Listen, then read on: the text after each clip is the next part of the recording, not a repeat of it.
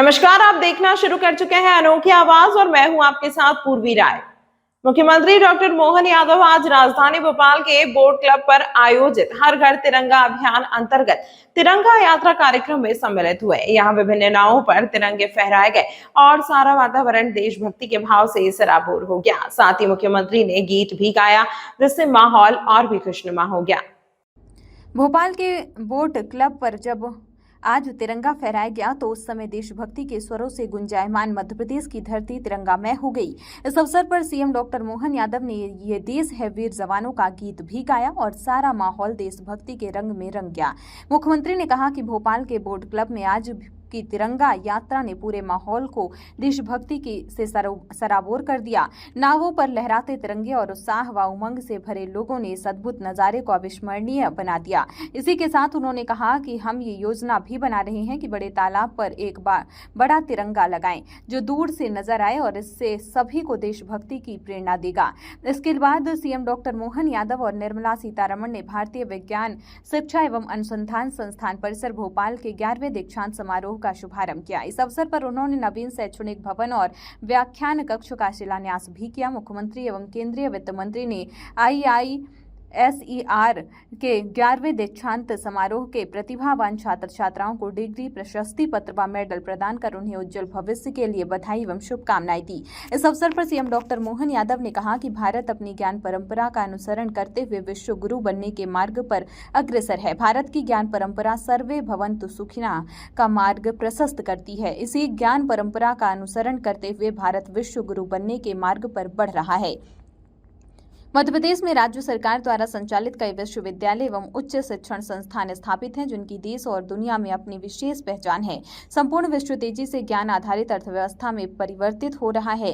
Petrol को औद्योगिक क्रांति की धुरी माना जाता है, लेकिन ज्ञान 21वीं सदी की अर्थव्यवस्था का आधार है। सबसे बड़ा धन विद्या धन है। 21वीं सदी ज्ञान की सदी है। आधुनिक समय में संपूर्ण विश्व तेजी से ज्ञान आधारित अर्थव्यवस्था में परिवर्तित हो रहा है।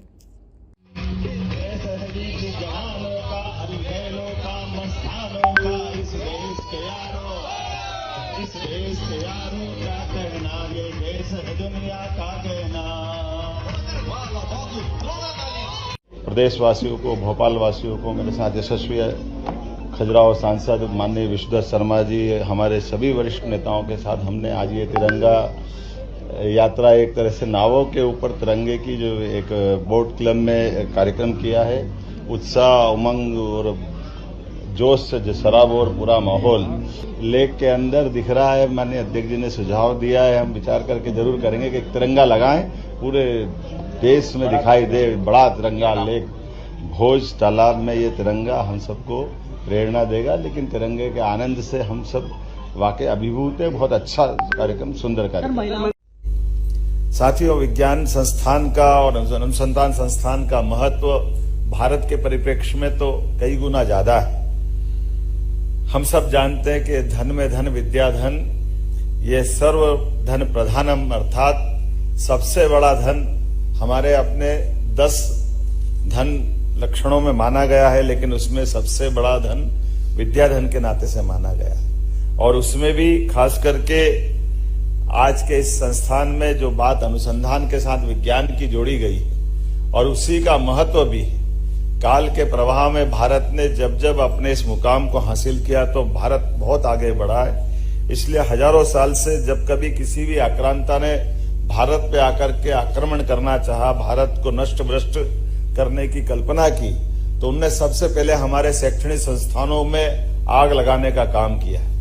नालंदा, तक्षशिला, विक्रमजीत शिला, हजारों साल से हमारे अपने जिस कारण से भारत की दुनिया में पहचान है और भारत की अपनी इच्छा भी है। एक शब्द बोलते हैं हम, भारत विश्व गुरु बनना चाहता है। तो विश्व गुरु का अर्थ क्या है? विश्व गुरु अर्थ इतना ही है कि अपने ज्ञान परंपरा से दुनिया में अंधेरे से प्रकाश की ओर ले जाने का एक संकल्प, पवित्र संकल्प हम धारण करना चाहते हैं। हम किसी को दबाना नहीं चाहते, किसी को लूटना नहीं चाहते, किसी से छीनना भी नहीं चाहते, लेकिन मानवोचित गुणों के आधार पर, हमारी प्रतिभाओं के बलबूते पर दुनिया के अंदर सर्वे भवन्तु सुखिनः, सर्वे सन्तु निरामया, इस उदात्त विचार को स्थापित करने के लिए हम जानते हैं। ऐसी ही अन्य खबरों के लिए देखते रहिए अनोखी आवाज।